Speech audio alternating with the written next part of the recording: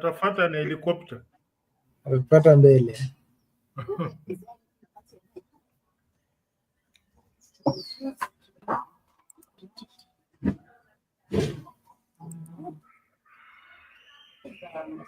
So what's happening? What's happening in Kanail? Nini kipi huko? No, it's just everybody without group of girls or herself. Is that a radio in the background, Mimi? Oh, no. No, I'm in kind of a public place. Oh, yeah, I can hear it, but Uzuri, it's not intrusive. Is it too much? Noticeable, but not intrusive. It's not intrusive. We can actually communicate. And also, voices of Fresh. Yes. Those are the kind of voices we like hearing. So they are good noises. Man, episode 84. Consistency is the name of the game, man. Yeah, I know we missed last Saturday. What happened? I know, but look at where we come from to 84 episodes. That's the bigger picture, man. From episode 1 to episode 84. Yeah, man, we are moving. I thought we'd hit 100 before the end of the year. Doesn't matter. We'll get there. We didn't invent the year. Someone else invented it. So you should react. Yeah, our year is gonna come. So what's happening? We are live. I've sent you the link. Yeah? I just shared it to okay. on Twitter. So it's a very Kigali active. We have a F1 prize giving ceremony there. It was there yesterday or something. Yeah, it was yesterday. Was Kigali lit up? Was there some excitement or what? I didn't quite see a lot of it outwardly. I guess the people who are involved probably felt the excitement, but I was following it in the social media. Were the streets sort of littered with excitement or something? Not really. I didn't see any of that. I think there was just one time we got a police notification about traffic. What was it, yesterday or the day before yesterday? They got it on Thursday. Because I think they started Thursday through to Friday. But man, these guys are pulling up some big stuff. It's quite to convince the FIA to set up their ceremony in an African country. Yeah. That's I don't know how your big man pulled it off. No, you gotta hand it to him. One is a visionary, and he doesn't say some empty words. So when he says something, be sure there's some real action behind it. You see, like now they say they have already put a bid to host the Formula One. Most likely they will do it since it is in a country like Rwanda. Unless he has a long-term plan, chances are he would make it a street circuit. Because a street circuit is integrated with the urban infrastructure. You just pave up some ways, and you set up places for the garages and the pit areas, and some South Africa, there's a place in Joburg called Kilami. And South Africa was in the FIA Kitambo. They withdrew, but it used to be there. It used to be there. It used to be part of the circuit. When did they? Let me just check. And then you need to move back in frame. Oh, sorry. Yes, you may be within the masculinity frame, but you had gone out of the picture frame. Thank you. And I think I'd lean on the wall. So yes, so South Africa was part of it, and I know Cape Town has hosted. I think was it the electric version of it of Formula One? Formula electric cars. The Formula E. Kialami. Is it last year? Kialami. It's called Kialami. Kialami. Kialami. Keilan. What is that? And huh? What is Keilan? Kyalami Grand Prix Circuit. Yeah. Now that's where the circuit is, but that's in Johannesburg because that area is called Location Keilan. Gauteng, South Africa. Yes, that's in South Africa. But I'm talking about over the West Coast, Western Cape. Let me see when they left. I think it's this last year they hosted the Formula E. The last time they did Formula One was in 1993. Oof, it's been a while, eh? Although South Africa has But been then almost- again, it has been holding quite a number of events. It has held the Intercontinental GT, that's Grand Touring Challenge. Last did it in 2023. They had up to 2010 World Superbike. So that's Yeah. why I'm saying, if you know, in African countries, in some countries, you don't like mentioning some. You just say the good man, the big man. What big Robert SFDC, karibu sana. Either it will be a street circuit whereby business goes back to normal. You just remove the barricades and whatnot. Now, if you have to build a track, then for purposes of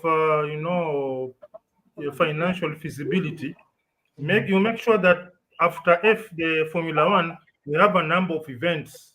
If you have like 3 or 4 events per year, that's my. In fact, it can be a street circuit like as long as it's not a street circuit like Monaco. Monaco is an extremely horrible circuit because it's And Monaco narrow. is hilly. It's a hilly sort of city, is it not? Yeah, it's somehow hilly, yes. Yeah, there's a part of the circuit that's hilly, but the problem it's narrow. Yeah. Overtaking in Monaco is a headache. But you have circuits like Baku, it's called Azerbaijan. We have it's called in Singapore. We have one. I forget its name. There's one in Singapore. There's one in Saudi. Which one is there? Monaco, Saudi, Singapore. Those again Zimentoka, I think so. Those Las three, Vegas is Yes. also a street. It's a street they're race. wide. They are wide. Yeah, but they have wider boulevards. Yeah. So in for Monaco, they normally say if you don't get your shit right, oh, Hilsikon F1, Karibu Sana from Rwanda, okay, welcome. So in Monaco, if you don't get your shit right during qualification, your race is done. Because overtaking, the only place, it's nearly impossible. There's a tunnel and a chicane where you can try, but chances are the door will be closed and you'll have a knock. It's nearly impossible to overtake. Next to impossible. So in Monaco, the saving grace is 1, get your position right during qualification, then work on your tire strategy. 2016, Daniel Ricciardo in Red Bull was leading. Then he comes into the pit for a tire change. The pit crew were not ready with the tires, so he got overtaken there. But he reclaimed it in 2018. Yeah, now this where you know that Monaco is a headache when it comes to overtaking. Daniel Ricciardo won in 2018 with a vehicle that had 25% less power. So all he had to do was position the vehicle properly so that Sebastian Vettel could not overtake him. So I don't know, how are the streets in Kigali? Are they wide enough? No, not really. I don't think they're talking of a street. I've seen some images. I think like the one I've just shared. I think they're setting up a new circuit. And this is close to where. This is going to be the DRS zone I've ever seen. Yeah, so it's gonna be You see this area, if you can, I don't know how to put it. This very long stretch with a slight uh-huh, bend to the left. yes. In Formula 1, those stretches are called DRS zone, where it's a stretch Okay. when you are less than 1 second behind the vehicle ahead of you. It is activated, and there's a flap happens, and you gain a speed advantage around 15 kilometers faster Yes. than cars. But you have to be within 1 second. Within 1 second theoretically, but in practice you need to put it down to around 0.6 seconds. This DRS zone is so long. You have ample time this is going to be magic. This is where the madness will be happening. So it's beautiful. Oh, have they said the location? I can see something like a water Yes. body there. So the location is close to, it's a place called Bugesera. It's Ah. close to where the new airport is coming up. Oh, So beautiful. So now airports, hotels, the truck. correct. Mr. Bigman, I think that area, in a sense, is gonna be like a new city. It's about an hour out of Kigali. So yes, definitely. Mr. Bigman has done his thing because No, the logistics I mean this. from the airport, You know, there last are year, hotels nearby.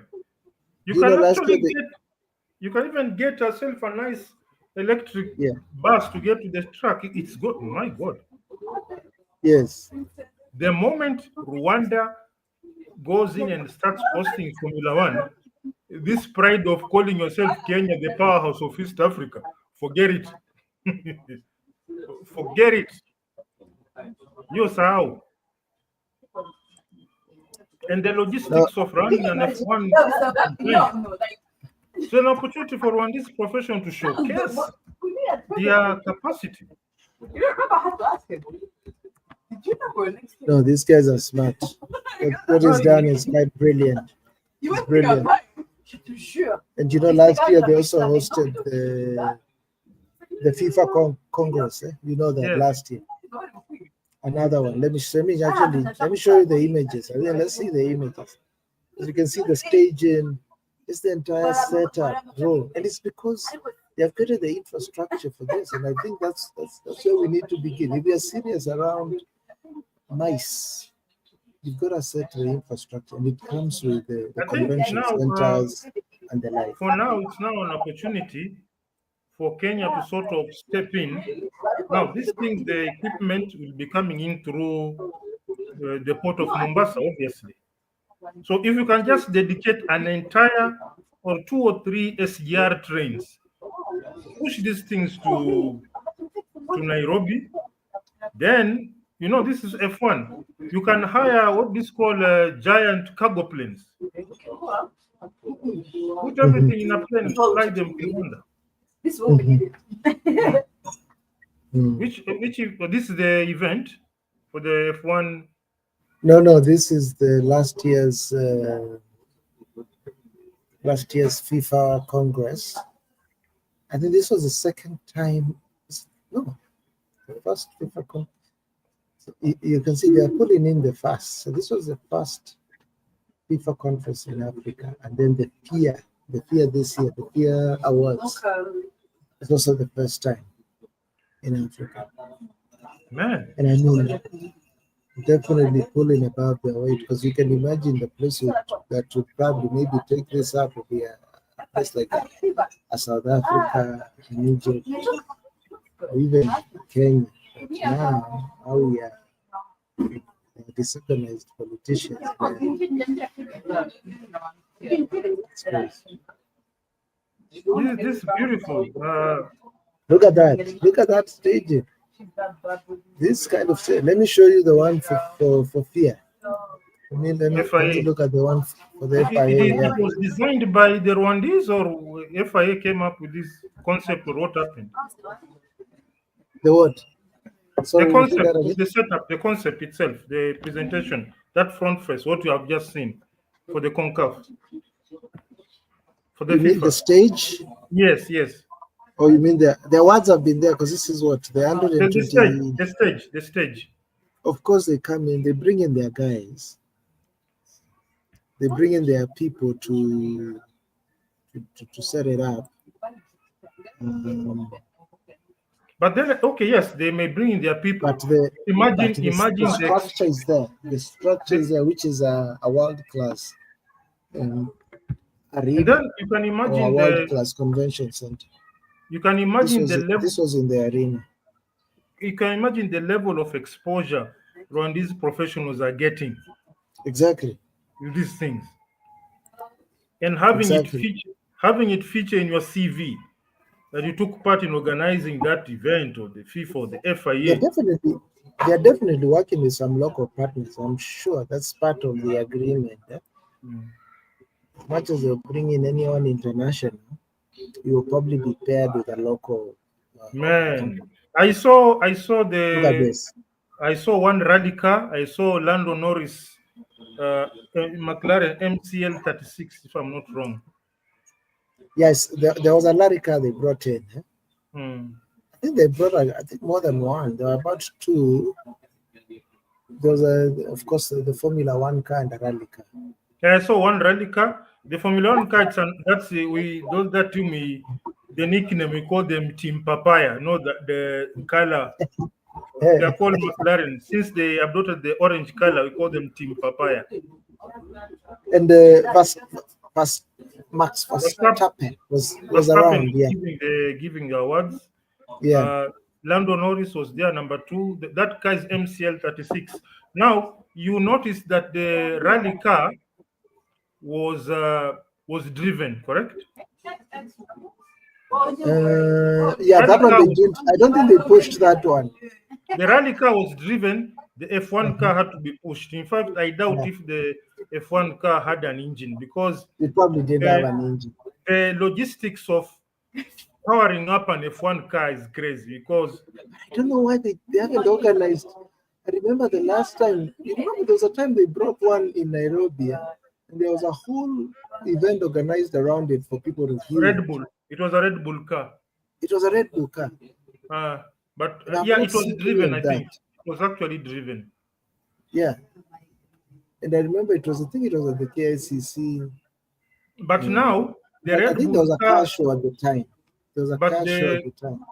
The Red Bull car they drove, they brought over was an old one. They cannot bring your latest version because of cost implications and risks. And it's maybe even what is it? What are the risks related? Is it around patenting? Damage. The technology they have it. Because that is the one you're using to compete. You're not supposed to have it. Or it will actually be used on a race. And also technology leak out. So as I was saying, the modalities of firing up an F1 car is crazy. You have to keep the engine. You normally circulate warm water for a very long time. Then you push in lubricant. Then when you are looking at the computer meter, you see the optimum pressure has been attained, is when you fire it up. So now it's extremely loud also. It's very loud. So getting it there, it would be somehow disruptive. Unless maybe they do some bit of, mishmash. They put a small rolling engine just to take it there, stuff like that. And then again, you cannot operate an F1 car without full safety gear. You need a helmet, you need a harness, everything. So FIA regulations, you can't just get it, not unless it's stationary. There's no way you'll operate an F1 car without gear. Without gear, because of the power in that thing, man. So I just decide to hit the pedal and it goes crashing in. So you can imagine if I'm to think a bit forward-minded, you see, once you have a racetrack, you are creating an opportunity for Rwandese F1 drivers to develop. Why? Go-karts will start there. Now, this is the progression of an F1 driver. The oldest This is somebody that was just really one off, an outlier. The oldest guy to ever to start. They normally start at age of 4 years because I know somebody like Lewis Hamilton. By the time he was 22, he had racing experience of 18 years. So I've been racing since 4. Now imagine young Rwandese kids using that circuit at age of 4. Maybe they'll build. Okay, there probably are small circuits in Kigali. I don't know, small for entertainment. But There's then what? after that, are there small go-kart circuits in Kigali? Small ones. They do have the what do you call this? Go-karts GP karting. for recreational purposes and also developing the young Yes. talent. Now, Yes. from there, we have the equivalent of something called Formula 4. Now, Formula 4 exists in so many ways. There's Asia Cup in South Africa. They're all over. Those are very small cars. They're it's a small version of Formula 1. Then there's Formula 3. Then from Formula 3, go to Formula 2, which is very close to Formula 1. So what the big man is doing is setting stage for, preparing young talents. This is like a 16 to 15-year-old venture. You've got to take a step back and think through what are some of the behind the scenes work that were happening that led to today. Today is just a culmination of several other events that happened.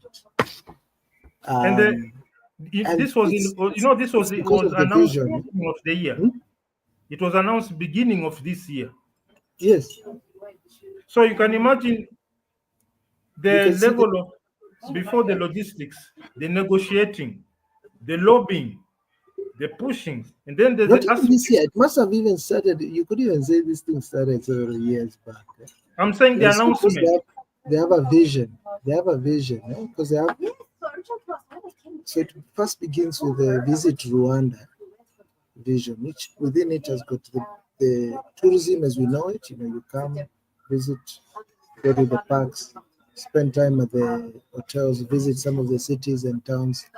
But within that Visit Rwanda, there are several products.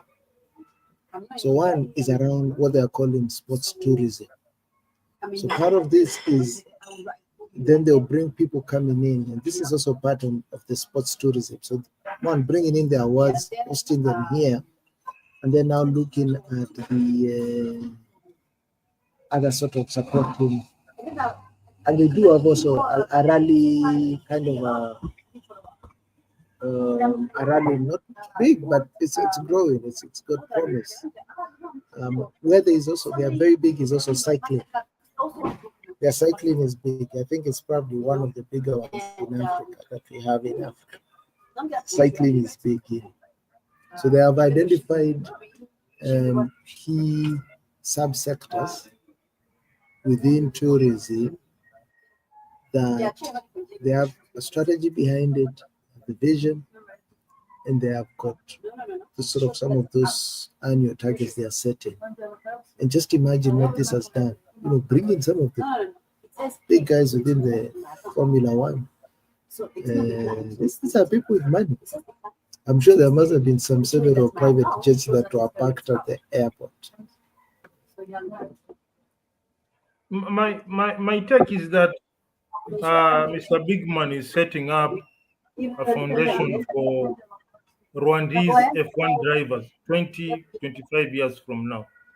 Because just about every driver, current driver, their nationality, they have a racetrack in their home track. Oh, okay. Nearly the only place that I've not seen country hosting F1 is Finland. But Finland has a very powerful rally culture. They have a rally culture, yeah. Very powerful. But nearly everyone, because from China, Zugwa knew they have a track. But even the US, Canada have a track. Alonso Even the have a US, yeah? the US has got now what about 3 tracks? Las Vegas, Miami, Las Austin. Vegas, and Austin. 3. Yeah, And they but used to have a driver. they are not They quite used to have a represented driver. as such.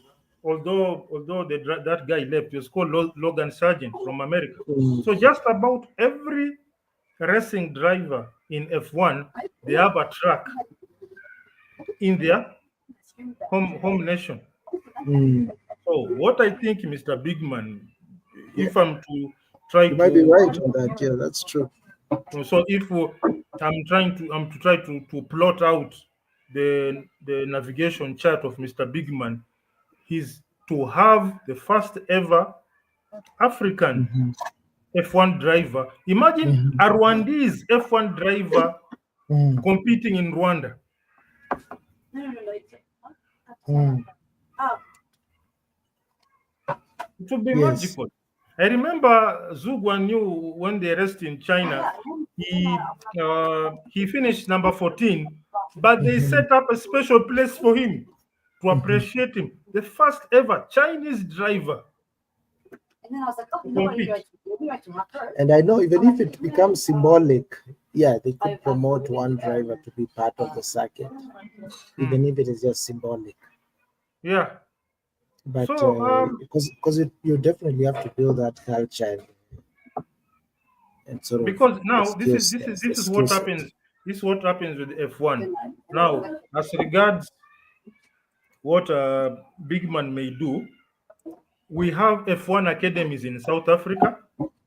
We have Mm. F1. One of the biggest F1 academies is the one owned by Ferrari.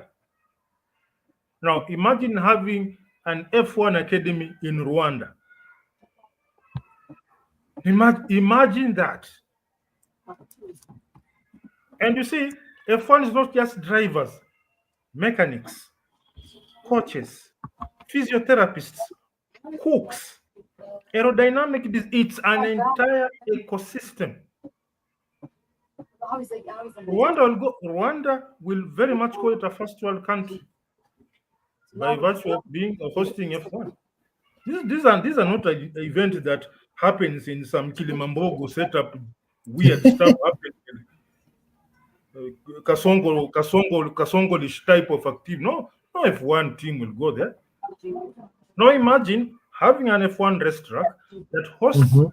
MotoGP, that hosts all number of activities, is a host and get something called the Africa Cup, whereby Yes. F4 3 teams, young upstarts will do their thing, because F4 is under FIA, but it is limited to a particular region. Asia Cup is limited to Asia because those are F4 very junior series. Imagine having a junior series based in Africa, and the professionals that come around it. Because Yes. we'll have an academy. Of course, initially they'll have trainers from other places. Then we'll develop our own trainers. We'll have even you can lobby for. What if you say for a long time they used to say F1 testing? They used to do it in Valencia, Spain. This Mhm. time F1 testing they did in Bahrain. Let's have F1 testing where? Kigali. Because F1 testing is whereby all teams have put their vehicles together so they come test them for the first time. Mhm. Because FIA regulations are very strict. You are not supposed to test your car outside FIA timeframes. You can put it together, then do some simulations, but to fire it up and drive it to test, no, that should be under some guidelines. So imagine Kigali being where I do FIA training. Now that's a double blessing because once you are done with the testing and the season continues, they'll be back for the rest. Yes. Can you imagine that? Then we now think wild. We have an African-based F1 team. Exactly. Yes, like what they did like what Ferrari did. We know most F1 teams, when they are launching their vehicles, they do it on a stage, either online, others doing on a stage. What Ferrari did at Maranello, They didn't set up a stage.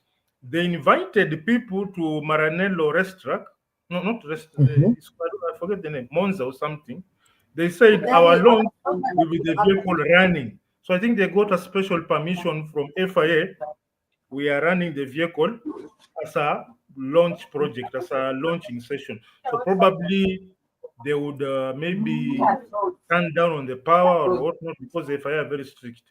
So imagine we are the first ever African team. We do our launch in Africa, and it's launched by running it. As in, the possibilities are endless in F1. Then the Mm. marketing and the sponsors. It's an endless money pit, not money pit, and money stream. Can call it a money pit, I guess. Yeah, okay, there's a very huge level of investment required, Yes. but the returns are magical. In fact, there was talk of trying to what do I call it? I think it has been done. You know, initially there used to be something very strange has been happening for quite a while. Ferrari, who last won the championship in 2007, that is Yeah. 17 Mhm. years ago, are the ones who received the biggest chunk of prize money. They've never won any championship since 2007. Yet Okay. when it comes to prize money, they get the Yes. biggest share because they are simply Ferrari. We're like, okay, But the prize money, the distribution is very good because, like during the last race, there was a very big competition for position 6 of the constructors because the money was fantastic. Talking about around, I don't know, $30 million or more. So it's a wonderful, as in terms of technology, aerodynamists, machinists, all sorts of engineers, and it's a there's no way you are losing. Although there are some tracks which got abandoned. I don't know why, but for a track that is going to be active for quite a while, holding events like 3 or 4 events every year, there is going to be a crop of billionaires in Rwanda, legit billionaires, not this funny crop of characters here driving zero mileage Range Rovers, telling us they sell, I don't know, toilet tissue and some weird shit. So, Mr. Bigman, this one, he is steps ahead. He's steps ahead. And it's very strange that this was not included, the so called Vision 2030 for Kenya. I don't know what Vision 2030 is there. We are what? We are 6 years away. Na hata haionekani kama we have taken off. In fact, we are retrogressing. I think some of these visions, they normally say them wanachukua miaka ambao they know they won't be around. So now When they have gone, yeah. So they won't be held accountable. But it should also surpass them because it's not supposed to be confined by one administration. It should be passed on because it's a long-term vision. But yes, in fact, on your end, I have never heard the gentleman talking about vision. He says you are planning A, B, C, D. This is how we are. This is what we are doing, and these are the outcomes. No fancy words and the kizungu mingi of vision and hallucinations. they do have. I mean, they do have. But yes, one thing that I must commend is if you listen to many of his speeches, one, you can almost feel the authenticity and the passion. It's coming from deep within. It's not just saying some words just to sound nice or smart or whatever. You know, when you listen to our guy, political speak. yes, when you listen to our guy, we have all those nice sounding words. He knows which words to say, but they're just empty words, man. They're just lies. One thing I can commend him for achieving, I've never seen a head of state given such an ugly nickname. Sorry, just repeat that again. What I can commend him is the fact that I've never seen a head of state given such an ugly nickname. That's the ugliest nickname I've ever seen.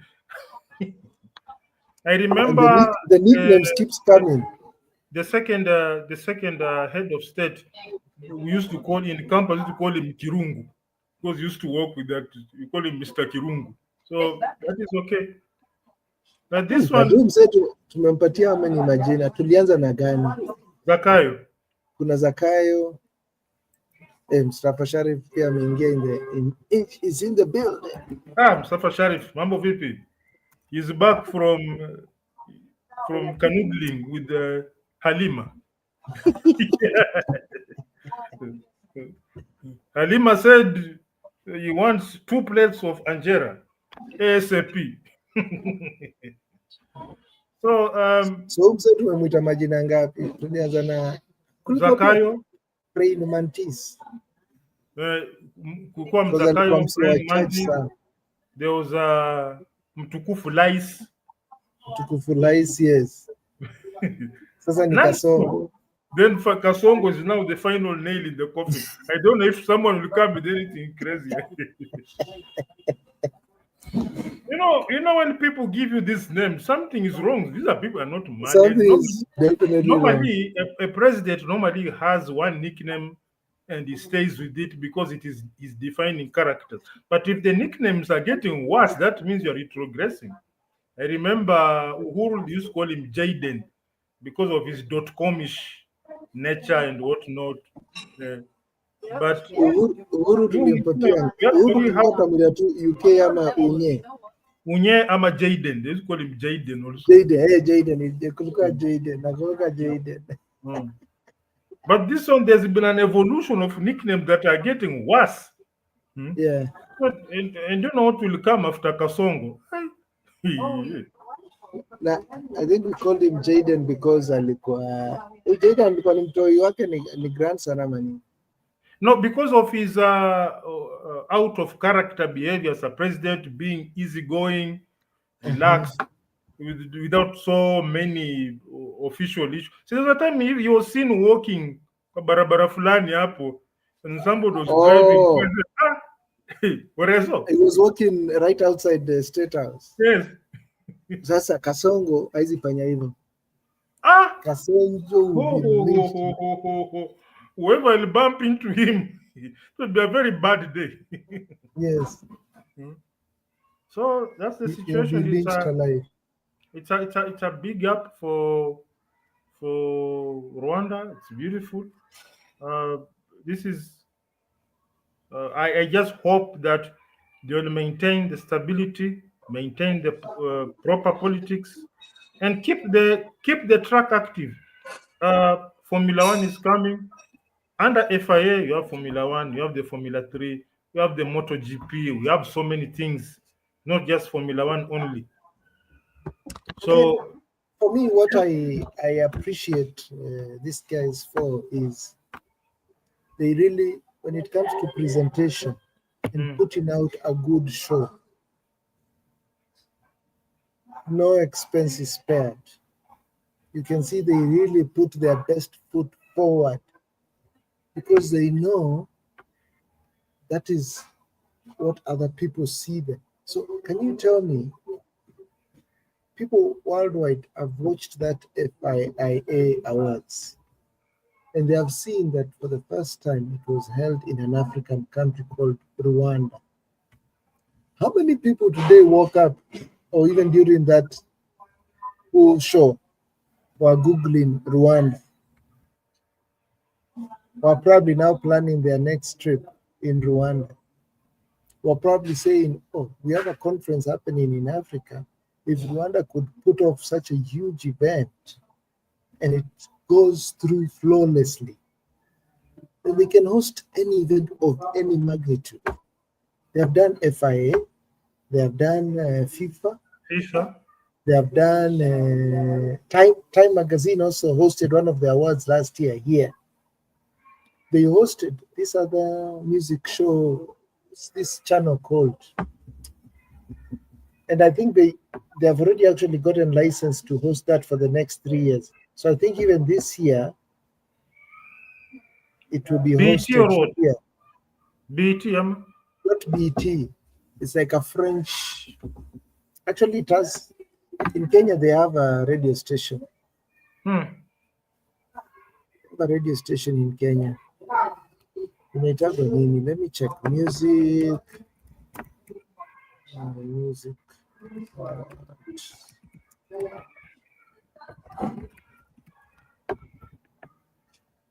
Trace.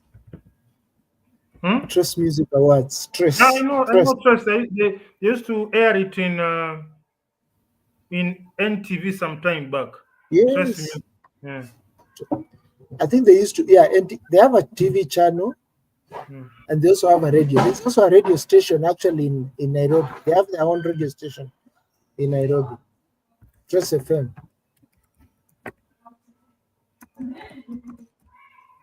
It's French, yeah? It's French. Wow. So Trace, but they also have a radio station, and they also have the TV. And now the award show was also here last year, bro. Another big, it brought Akina Davido, all those guys you can think of, all the biggest stars were here. Or the one for 2024 will take place in Zanzibar. I mean, these are the things that Kenya should be bidding for, because it brings so much good publicity to the country. You know, when you talk of tourism, this is why I'm saying these guys, they just didn't stumble on things. It's not reactive. It's not just a spur in the moment kind of a thought. There was a strategy that was laid out, and this strategy looked at various touch points. And one is these events, because one, you want to bring in people, even if it's a day or two for the event, they get a taste of the city. But what the event has done is it has immediately already marketed the country. And subsequently, even if they have put in money, I'm sure they spend more to host some of these events. It's like what I was hearing, that Kenya wants to host the Grammy Awards for Africa, which I think is good. I saw people really, talking down about it. But I tell you, it's a good thing. But it's to realize that is just the entry point to the main thing. So if the government has to spend the money, let's say the 500 million shillings that is supposed to spend to host it, and some other monies they have to spend, it's an investment. I can tell you for sure this probably has cost Rwanda more than what it has also brought in. But of course, it has brought in money by probably charging for venue, or maybe even the venue it wasn't charged, because this is more of an investment for them. Long term. Because yeah, but it's long term. What I've outlined on the possibilities. But that publicity, you see, you pay cannot off several times over. You cannot put monetary value in publicity. It's endless. Can you imagine? Can you look at the publicity towards this thing of the Visit Rwanda when they sponsor football?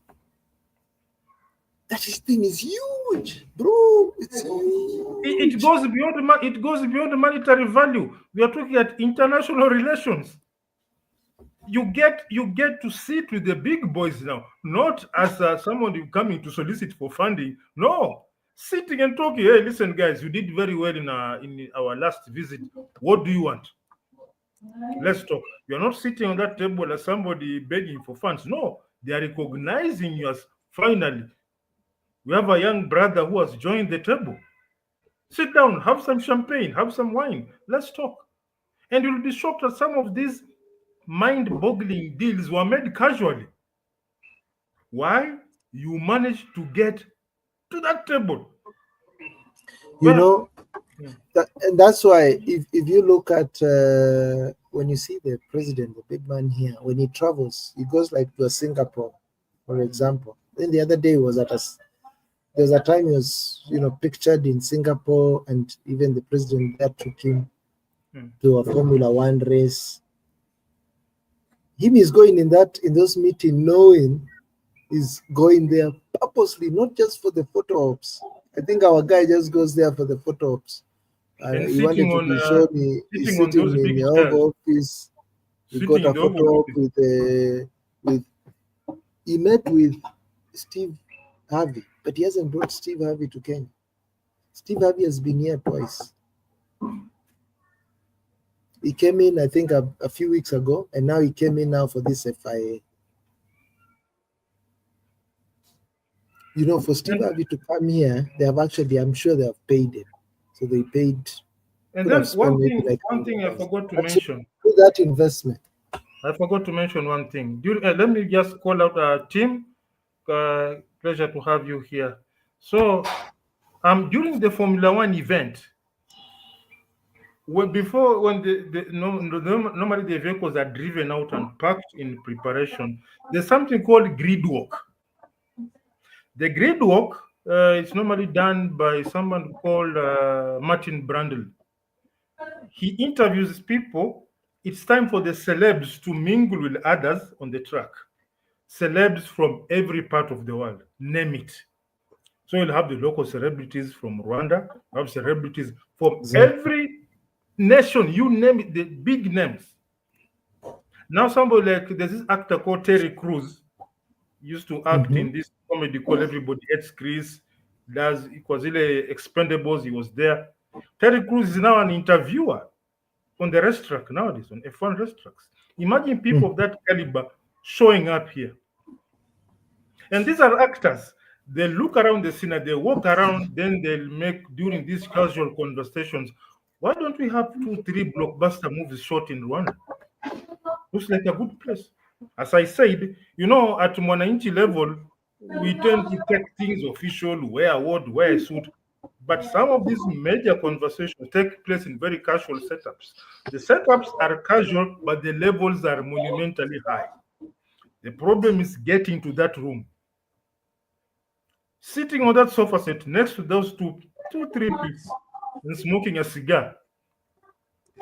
So what has happened is that the possibilities are endless. We have something called Drive to Survive. Is a series for F1. Imagine Drive to Survive covering Rwanda, because Rwanda is part of the F1 circuit with their own crew and whatnot. An F1 track is a major investment if tapped properly. The fortunes of the country can make not even a 360-degree turn, 720, 360 Marambi. That's so true. It's dizzying because it creates so much room for development. It is. It has. I mean, this thing is endless, bro. Because you can approach, majority of the teams are based in UK. I know, but Ferrari, they are based in Maranello, but majority work for UK. Imagine convincing a team. Or Let's have a headquarters in Africa, in Rwanda. The best place, best climate. There are no winter seasons, no nothing. Another sector, they are working on building is around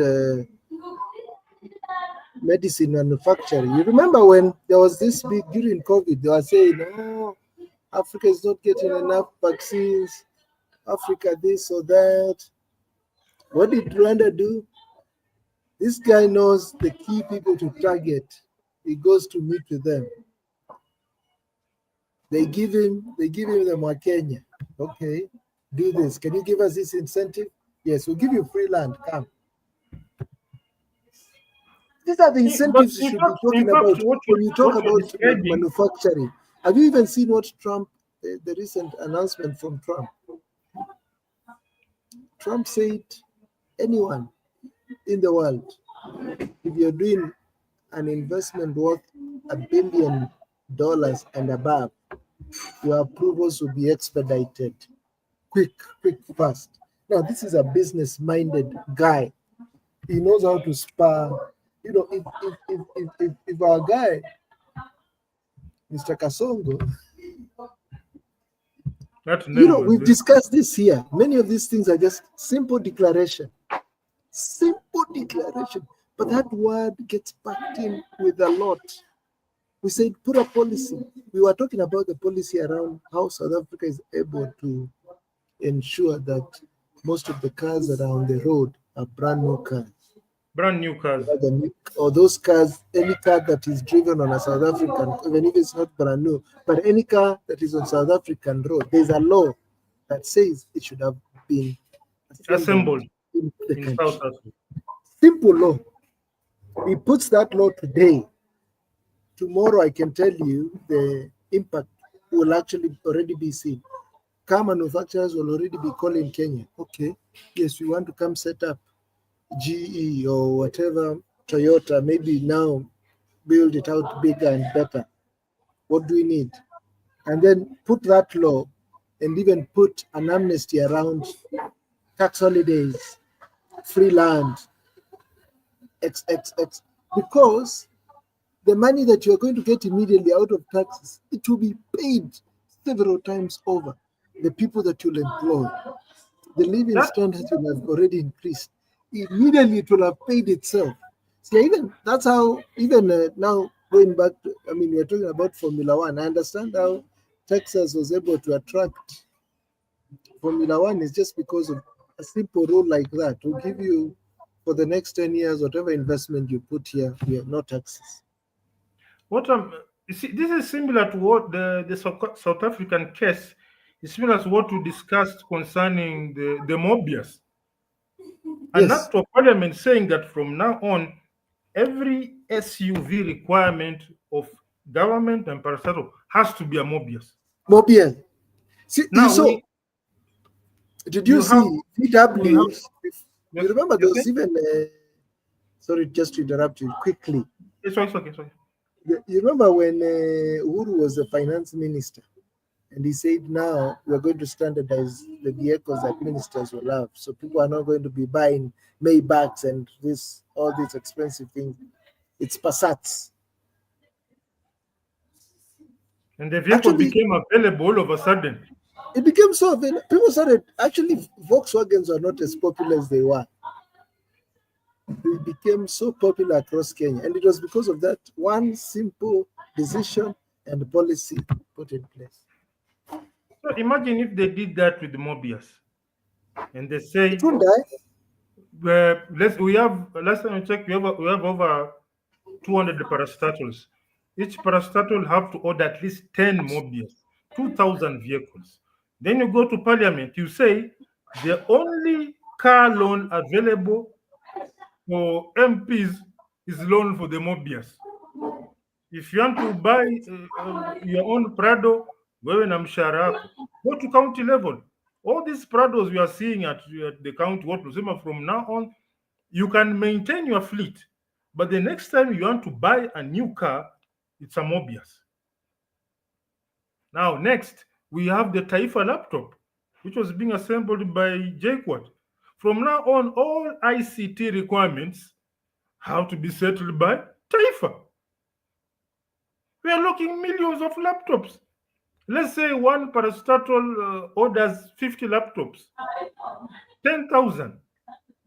Then you say you go Kichwangumu, each MP to buy one laptop, or each MP's office, because the MPs have offices. All MP offices have to use a Mobius. All parastatal, the Taifa. And I went ahead, did my due diligence, and I searched on YouTube for the Taifa. Somebody reviewed it. Somebody reviewed the Taifa and said it's very decent. It's very decent. It's a very decent machine. So let's look at a building like Huduma Center. Imagine all that place from now, it is Taifa, top to bottom. Then you go to the parastatals and the government offices at ministry level, what not, office of the president, even state house. It will be Taifa. But passing a law to kick out the deputy leader, hiyo ni haraka haraka. You don't even listen to what the lawyers are saying. Hiyo very quickly. Sheria ya kuongeza mshahara, oh yes, this pia tuko. But saying, look, we have two resources here, because as far as concerned, it's called, I think, JQuat Industrial Park. I'm not sure where it is. The facility is there. Yeah, I don't know. I mean, as we've always said, I think we are the stupid ones. because I don't understand. And this is again even to the president and even his people. These are ways for them to eat and even eat more. So you eat and But everyone because of benefits. their small-mindedness, Let's the say mindset thing. for every Mobius car, someone in the kitchen cabinet gets like 2%. But look at this. The vehicles are easily available. Our knowledge of mechanics goes up. These are brand new vehicles. Possibility of having things breaking down by the road, like the people are struggling with the 8 years jalopies, will become a thing of an end. Because I have a friend who sells these second-hand imports. He says a brand new car, as much as expensive as it is driving heaven. It is motoring heaven. Zero problems. Service to service for like 4 or 5 years. Imagine Exactly. that. Huh. And the knowledge that comes, because if let's say we get an order of 2,000 vehicles across all parastatals, imagine the employment levels will shoot up, the training, what not. Now the Taifa laptop, they get, let's say we score across all government agencies, plus proper incentive for corporate sector to invest in the Taifa. We are looking at an order of over 500,000. If you have such, you need 500,000 computers assembled in top condition. Gen Z ataenda kurusha mayo wapi? They are busy trying to beat the deadlines, Exactly. but we are the stupid ones. Sisi ndio tumevuta bana. Something's wrong with us. They normally say that those uh, those who cannot hear the music thought the ones who are dancing are crazy. So we are hearing music, we are dancing. Those who can't hear the music and they are seeing us dancing think these two guys, Kyongsi man. So, 57 minutes of brutal, hardcore, hard-hitting session. It's been beautiful. I want to reach out to Robert SFDC. Karibu sana. Sharif Mustafa. I don't know. I should call you husband to. I don't know. I can't think of a name right now. Mr. Tim, it's nice to see you here. Karibu sana. It was wonderful. This is Free Flow Saturday. There's another guy. Is it High Silicon F1? Oh yeah. Hi Silicon F1. I hope you're an F1 fan. It was quite an interesting to have you here. So with that, I think we normally our goodbyes are very quick and fast. So I say adios from the dusty Athi River. Adios from Kigali, Rwanda.